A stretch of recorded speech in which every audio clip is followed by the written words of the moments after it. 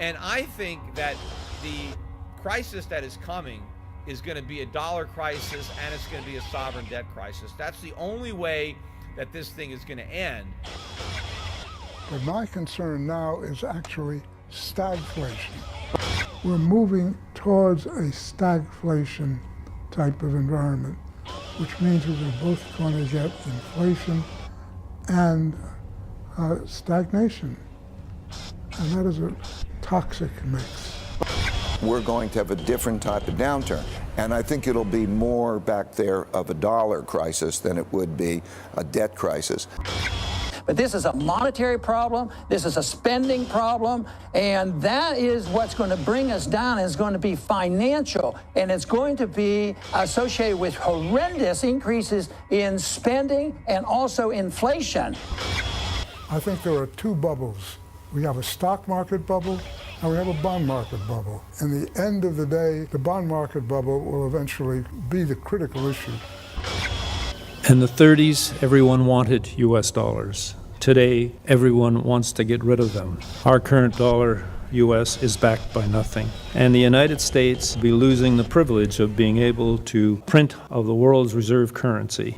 We're headed to a period of stagflation, a period that will be very inflationary. And I can tell you that before that happens, it is likely going to become quite ugly. But the dollar will totally collapse. Now, they think the U.S. dollar is a safe haven. It's not. America's the largest debtor nation in the history of the world. The next collapse will be like nothing in history because it will be bigger than all the previous collapses. It'll be a sort of simultaneous or instantaneous loss of confidence in paper money. People say paper money is not, dollars, Australian dollars, US dollars, not backed by anything. And that's true. It's only backed by one thing, which is confidence. And if confidence is abused, it's fragile, and if it's lost, then that's the end of the system. People don't want the money, they want hard assets. We've been on an unsustainable fiscal path for a long time, and there's no hiding from it. In the end, we will have to face that. 2008, we are repeating it. It was a time of a financial crisis and a bear market. And you have the same condition today. We have the worst revival of an economy since the Great Depression. And believe me, we're in a bubble right now. But if you raise interest rates even a little bit, that's going to come crashing down. When they raise interest rates, you're going to see some very bad things happen. We are in a big, fat, ugly bubble.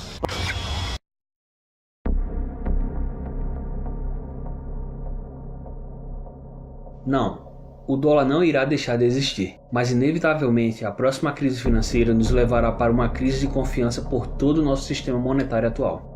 As maiores economias do mundo passaram a maior parte da última década mantendo suas taxas de juros em mínimas históricas. Se uma crise como a de 2008 se instalasse hoje na economia, a grande maioria dos bancos centrais estariam de mãos atadas, pois a principal ferramenta de combate a recessões, que são as taxas de juros, ainda estão em níveis mínimos, restando a eles somente aumentar ainda mais a base monetária através das operações conhecidas como quantitative easing, que nada mais é do que imprimir dinheiro e jogá-lo no mercado. O grande problema é que, como demonstrado no vídeo anterior da série A Mãe de Todas as Bolhas aqui no canal, nós já temos as maiores economias do globo em níveis históricos de endividamento. É difícil acreditar que com uma nova rodada de injeções de dinheiro sem lastro, na mesma proporção ou até maior do que a que ocorreu na última crise, não abalaria a confiança dos investidores no nosso sistema monetário, principalmente em relação ao dólar, que hoje é a moeda de reserva mundial. Hoje, o déficit fiscal americano é de incríveis 800 bilhões de dólares ao ano, e a previsão oficial é de que até 2020 esse déficit chegue à marca de 1 trilhão de dólares ao ano. Esse dado é extremamente preocupante, pois influencia diretamente no total da dívida pública dos Estados Unidos, que está crescendo assustadoramente desde o pânico de 2008. Para se ter uma ideia, a dívida pública americana em 2000 era de 5,6 trilhões de dólares. Em setembro de 2008, a dívida já era de 9,6 trilhões de dólares. Hoje, 10 anos depois, essa dívida está chegando na casa dos 22 trilhões de dólares, e a relação dívida-PIB dos Estados Unidos hoje se aproxima dos 110%. Mas em que isso influencia? Para financiar seus déficits, os países emitem um tipo de recibo chamado de título da dívida. Nos vídeos anteriores aqui no canal eu expliquei o que são os títulos públicos e como eles funcionam, mas resumidamente, esses títulos são uma espécie de garantia que atesta que você emprestou dinheiro a esse governo e que futuramente você receberá o pagamento acrescido de juros. Esse título tem um prazo determinado de vencimento. Quando esse prazo se encerra, o comprador tem o direito de resgatá-lo pelo seu valor de compra mais os juros. Os títulos da dívida americana, mais conhecidos como Treasuries ou T-Bonds, são considerados os mais seguros do mundo, o que significa na teoria que o risco de calote é mínimo, mas isso só na teoria. Quase todos os países enfrentam grandes dívidas públicas, porém o que importa na verdade é saber se o país em questão tem capacidade de financiar suas dívidas através da emissão desses títulos ou não. Daí surge a pergunta: até quando países endividados como os Estados Unidos conseguirão financiar suas dívidas? Praticamente metade da dívida pública americana pertence a estrangeiros, sendo a China a maior detentora dessa dívida e estando o Brasil hoje em terceiro lugar. O problema é que, como demonstrado anteriormente, essa dívida está se tornando insustentável para seus financiadores, devido à velocidade em que ela está crescendo nos últimos anos. A China e o Japão são os maiores exemplos disso. Para se ter uma ideia, em 2009, a China era detentora de 20% de toda a oferta de títulos públicos dos Estados Unidos. Hoje, essa mesma taxa é de apenas 9%. A mesma coisa ocorreu com o Japão, que hoje é o segundo maior detentor da dívida americana, com cerca de 8% do total desses títulos, mas que em 2004 possuía 25% da oferta dos treasuries existentes da época. Por outro lado, temos exemplos de países que podemos citar que se tornaram vendedores de fato desses títulos, como a Turquia, que de novembro de 2017 a agosto de 2018 vendeu mais da metade das suas reservas em títulos do Tesouro Americano, e a Rússia, que em maio de 2018 vendeu abruptamente mais de 70% das suas reservas em títulos da dívida americana. Por enquanto, esse é um movimento isolado, principalmente entre os países que não possuem relações mais estreitas com o governo americano, mas não deixa de ser notável a quantidade de países que aos poucos, ou agressivamente como Rússia e Turquia, estão deixando de lado o dólar, investindo em outros tipos de ativos, principalmente em metais preciosos como o ouro e a prata, para compor as suas reservas. Entretanto, na velocidade em que os Estados Unidos sobem o seu déficit fiscal e consequentemente a sua dívida pública, seria apenas uma questão de tempo até que o mundo inteiro veja que essa trajetória dívida-PIB americana se tornou insustentável e que não faz mais sentido ficar sentado em cima de uma pilha de notas do Tesouro dos Estados Unidos que jamais serão pagas se não for através da pura e simples inflação.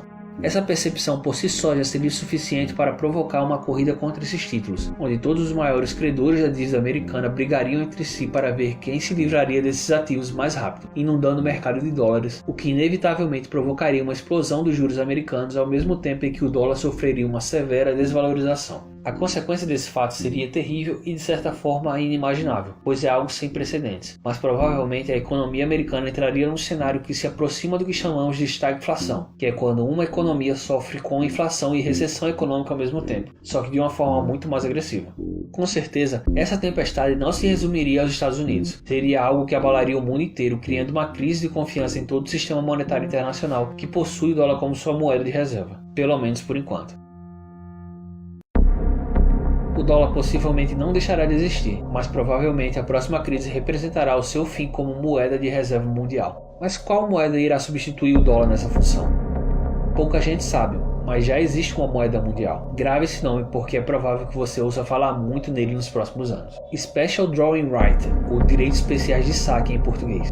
Mais conhecida pela sua sigla SDR, é uma espécie de moeda mundial criada pelo FMI em 1969 e que é emitida em casos de falta de liquidez no sistema financeiro. Sua composição é definida por uma cesta de moedas composta pelo dólar, o euro, a libra esterlina, o iene japonês e mais recentemente o yuan chinês. Uma possibilidade seria de que o estourar de um novo pânico financeiro como o de 2008, em um cenário em que os bancos centrais estão de mãos atadas devido às baixas taxas de juros e aos seus balanços contábeis deteriorados, faria com que o FMI, que na verdade funciona como uma espécie de banco central dos bancos centrais, entrasse em cena emitindo bilhões de SDRs para socorrer o sistema financeiro e os próprios bancos centrais. Isso não seria uma novidade, pois já aconteceu 3 vezes nos últimos 50 anos, sendo a última vez em 2009 durante a Grande Recessão. Em uma possível crise de confiança no sistema monetário, o SDR poderia rapidamente substituir de vez o dólar como uma moeda de reserva mundial. E não acho que isso é mera teoria da conspiração. Existe um apelo muito forte hoje no mundo, seja pela mídia especializada, seja por países opositores da hegemonia americana ou por instituições globalistas, por uma reformulação do sistema monetário mundial, retirando o papel do dólar como moeda de reserva mundial e fazendo sua substituição por uma outra moeda.